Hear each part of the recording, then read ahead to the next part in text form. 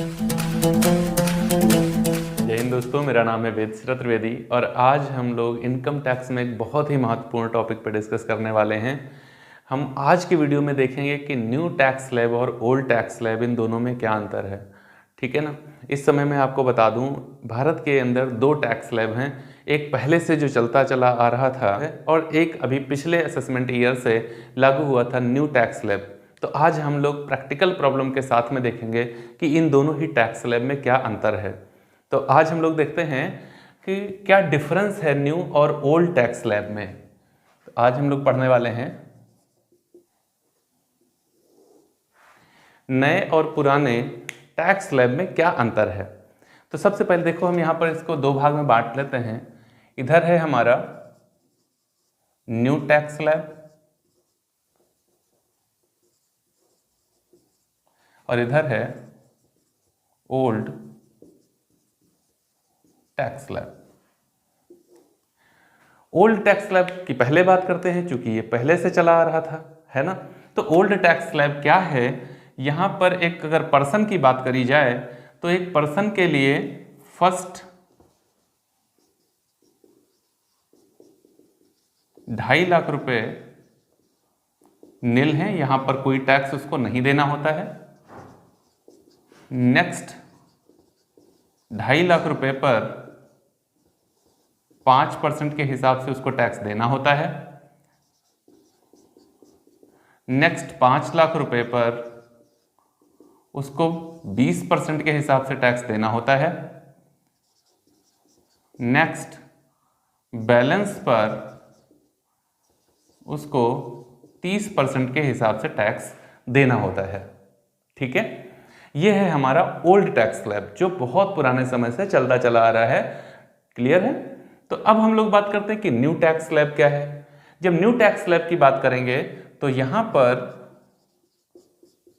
First 2.5 lakh रुपए नील है, बिल्कुल वैसे ही जैसे वहां पर थे, लेकिन नेक्स्ट 2.5 लाख रुपए इस पर टैक्स लगेगा 5% का। नेक्स्ट 2.5 लाख रुपए इस पर टैक्स लगेगा 10% का। नेक्स्ट 2.5 लाख रुपए इस पर टैक्स लगेगा 15% का। नेक्स्ट 2.5 लाख रुपए इस पर टैक्स लगेगा 20% का।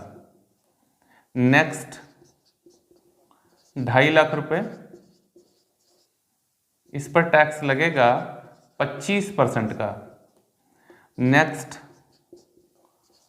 बैलेंस पर, अब यहां के बाद जो बैलेंस बचेगा इसके ऊपर टैक्स कितना लगेगा, 30%। ठीक है, 25% के बाद फिर जो भी बैलेंस बचेगा उस पर सीधा सीधा लगेगा 30%। क्लियर है। अब यहां पर नेक्स्ट को समझ लीजिए। वैसे मैंने इसके लिए पहले से ही वीडियो आपको इसका एक प्रोवाइड करा रखा है। यहां पर मतलब क्या होता है, जैसे ये फर्स्ट 2.5 लाख, तो दूसरे वाले 2.5 लाख का मतलब है 2.5 लाख से 5 लाख, और तीसरे वाले 5 लाख का मतलब है 5 लाख से 10 लाख, और बैलेंस का मतलब है 10 लाख के ऊपर का पैसा। यहां पर बात करें तो 2.5 लाख तक बिल्कुल फ्री। अगर 5 लाख तक इनकम है तो यहां आएंगे, 7.5 तक है तो यहां आ जाएंगे, 10 तक है तो यहां आ जाएंगे, 12.5 है तो यहां आ जाएंगे, 15 है तो फिर यहां आ जाएंगे, और 15 के ऊपर है तो यहां आ जाएंगे। ठीक है ना। तो अगर इन दोनों को देखें तो हर बंदा चाहेगा कि हम लोग यहां पर शिफ्ट हो जाएं, क्योंकि यहां 5% के बाद सीधे कहां आते हैं, 20% पर आते हैं, और यहां 5 के बाद 10 और उसके 15। ठीक, तो हम लोग दो रेट अलग से उसमें इंक्लूड करके फिर आगे बढ़ेंगे, तो डेफिनेटली यहां पर टैक्स सेविंग आपकी हो जाएगी। तो हर बंदा यहीं पर आना चाहेगा। ठीक है, लेकिन अब इसमें और इसमें अंतर क्या है, हमको यही तो जानना है आज। अगर कोई भी व्यक्ति ये वाला टैक्स स्लैब लेता है, इस टैक्स स्लैब में टोटल टैक्सेबल इनकम का कैलकुलेशन करने के लिए सेक्शन 80C से 80U की डिडक्शन दी जाती हैं। फिर से सुन लीजिए, इसका टोटल टैक्सेबल इनकम कैलकुलेट करने के लिए उसमें से सेक्शन 80C से 80U की डिडक्शन दी जाती हैं। लेकिन अगर ये वाला टैक्स स्लैब कोई ले रहा है तो उसको ये डिडक्शन नहीं दी जाएंगी, कोई डिडक्शन नहीं दी जाएगी उसको। आप किसी भी डिडक्शन का फ़ायदा नहीं उठा सकते। डिफरेंस इसमें बहुत ही बेसिक है जो आपको हमेशा पता होने चाहिए, और ये 2 टैक्स स्लैब हैं। तो चलिए हम लोग एक कैलकुलेशन कोई कर ही लेते हैं जिसके आधार पर कम से कम हमें ये तो पता चले कि टैक्स लगता कितना है। चलो हम लोग क्या करते हैं, इनकम मान लेते हैं कितनी, टोटल टैक्सेबल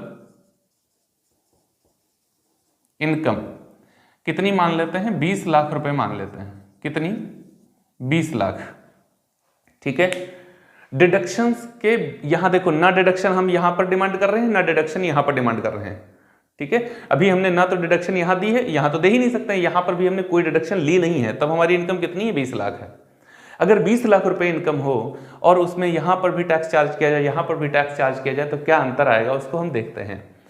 जब बात करेंगे यहां पर, तो अगर 20 लाख इनकम है तो पहले 5 लाख तो नील ही हो गए, दूसरे पहले 2.5 लाख तो नील हो गए, दूसरे 2.5 लाख पर कितना, 5%, कितना होगा, 12,500 रुपया।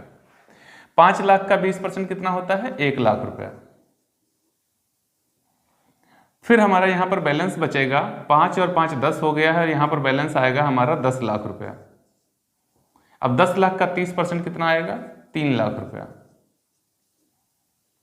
ठीक, तो 3 1 4,12,500 रुपया excluding health and education cess.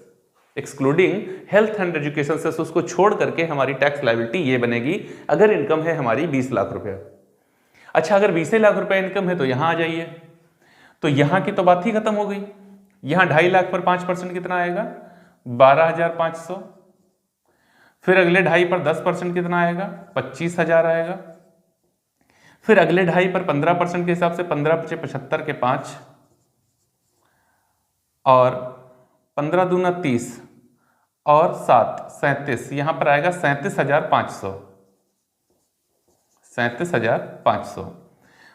2,50,000 का 2.5% कितना आएगा, 25 दूना 50, 50,000। फिर उसके बाद में 2.5 लाख पर 25%, यहां तक हो गए हैं हमारे 5 लाख, 5 लाख 10 लाख हो गया है, यहां तक आकर हमारे हो जाएंगे 15 लाख। 2.5 लाख का 25%, 25 हम 625, 62,500। अब हमारे पास पैसा कितना बचा, तो देखो 5 लाख हो गया है, 5 10 लाख हो गया है, 5 15 लाख हो गया है। यहां पर मेरे पास इनकम बची है मेरी 5 लाख रुपए। 5 लाख पर कितना लगेगा, 30% लगेगा, तो 5 × 15, ठीक है ना, 1.5 लाख रुपए यहां पर टैक्स आपके ऊपर लग जाएगा। अब इसका कैलकुलेशन कर लेते हैं, अर्थात इसका टोटल कर लेते हैं, तो 5 5 10 5 15 हासिल आया 1, 2 1 3, 5 3 8, 8 7 15, 15 और 2 17 हासिल आया। फिर 1 1 1 2, 2 2 4, 4 3 7, 7 5 12, 12 और 6 18, 18 और 5 23 हासिल आया 2, 2 और 1 3, कितना आया, 3,37,500 रुपया। कितना आएगा, 3,37,500 रुपया excluding health and education cess. ना तो हेल्थ एंड एजुकेशन सेस हमने ना तो यहां पर लगाया था, ना तो यहां पर लगाया है। ठीक है, हमने इसको नहीं लगाया है। उसके बाद हमारा यहां पर टैक्स लायबिलिटी आप देख रहे हैं कितनी है, 4,12,000 है, और यहां पर टैक्स लायबिलिटी आप देख रहे हैं कितनी है, 3,37,500 रुपये है। अगर इन दोनों के डिफरेंस की बात करी जाए तो 4,12,500 रुपया और उसमें से 3,37,500 रुपया, इन दोनों को माइनस कर डिफरेंस ले लिया जाए तो ये 3 जीरो हो गए। 12 में से अगर 7 को माइनस किया जाए तो बचेगा 5, और अगर यहाँ 10 में से 3 को माइनस किया जाए तो बचेगा 7। दोनों का डिफरेंस है 75,000 रुपये का। दोनों का डिफरेंस क्या है, 75,000 रुपये का डिफरेंस है। तो डेफिनेटली अगर 20 लाख रुपए की इनकम की बात करें और कोई डिडक्शन ना ले रहे हो, तो फिर हमारे लिए यही बेनिफिशियल होगा। अच्छा, एक हम बात कर लेते हैं, साथ ही साथ बात चल रही है बात, तो देखिए हर एक व्यक्ति जिसकी इनकम 20 लाख होगी वो कम से कम एक डिडक्शन तो ले ही लेगा। वो कम से कम एक डिडक्शन तो ले ही लेगा। कौन सी एक डिडक्शन ले लेगा, सेक्शन 80C की डिडक्शन ले लेगा। 80C में क्या है, हेल्थ इंश्योरेंस है। हेल्थ इंश्योरेंस कितना है, 1.5 लाख रुपया। अगर 1.5 लाख रुपए तक का प्रीमियम आप जमा करते हो तो डिडक्शन आपको मिल जाएगी। तो इसका अगर वो डिडक्शन ले ले तो देख लिया जाए क्या हो जाएगा। तो यहां बचेगा 18,50,000। अब अगर 18,50,000 पे टैक्स लगाया जाए तो क्या आएगा? अब 18,50,000 के हिसाब से देख लेते हैं। पहले 2.5 लाख तो नील हो जाएंगे, अगले 2.5 लाख पर 12,500, अगले 5 लाख पर 1 लाख, यही बनेगा।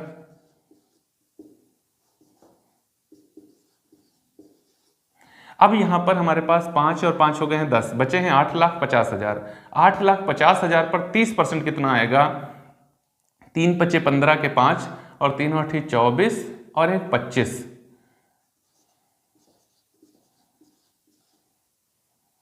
यहां कैलकुलेट कर लेते हैं। 8,50,000 इसका 30%, तो ये 3 जीरो ऐसे ही हो गए। 3 पचे 15, 3 8 24, 1 25, 2,55,000।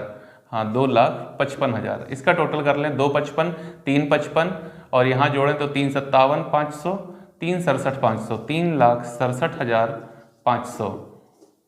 जबकि हमारा यहाँ पर टैक्स कितना आ रहा था? 3,37,500 रुपये आ रहा था। तो डिडक्शन लेने के बाद में भी यही बेनिफिशियल होगा आपके लिए कि आप यहाँ पर टैक्स यहाँ पर रहें हमेशा। ठीक है। अब हो सकता है, अब अगर आप देख लीजिएगा, मैंने वो दोनों ही सिचुएशन आपको बता दी और 20 लाख रुपए का कैलकुलेशन करके मैंने आपको दिखा दिया है। ठीक। अब जितनी इनकम आपकी है उसके अकॉर्डिंग आप खुद सॉल्व कर लीजिएगा कि डिडक्शन लेना बेहतर होगा या डिडक्शन छोड़ना बेहतर होगा। डिडक्शन छोड़कर अपनी टैक्स लायबिलिटी को कम कर लिया जाए या फिर डिडक्शन लेकर अपनी टैक्स लायबिलिटी को बढ़ा लिया जाए। तो डेफिनेटली भैया किसी व्यक्ति से पूछोगे तो क्या टैक्स देना चाहोगे, तो कहेगा ना भाई, टैक्स किसी भी तरीके से बच जाए तो बताओ। इसी टैक्स बचाने के चक्कर में तो पता नहीं कितने लोगों की दुकानें चल रही हैं। तो भैया टैक्स तो हर बंदा बचाना चाहता है, देना कौन चाहता है? तो अब आप खुद देख लीजिएगा कि कहां पर आप बेनिफिट में रहेंगे। लेकिन ध्यान रहे, अगर एक बार आप यहां आ गए तो यहां से यहां शिफ्ट नहीं हो सकेंगे। ठीक है ना, ये बाउंडेशन है इस एक्ट की कि अगर एक बार यहां आ गए हो तो यहां से यहां जा नहीं सकते। आ गए तो जाने की जिद ना करो। ठीक है ना, अगर यहां हो तो बस यहीं रहोगे।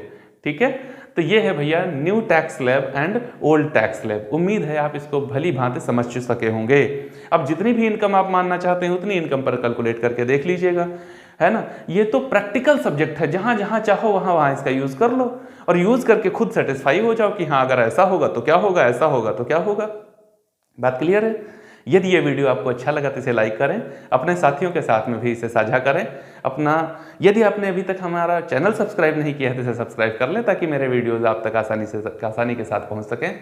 अपना स्नेह देने के लिए और इस वीडियो को पूरा देखने के लिए आप सभी का हृदय तल से बहुत बहुत आभार और धन्यवाद है।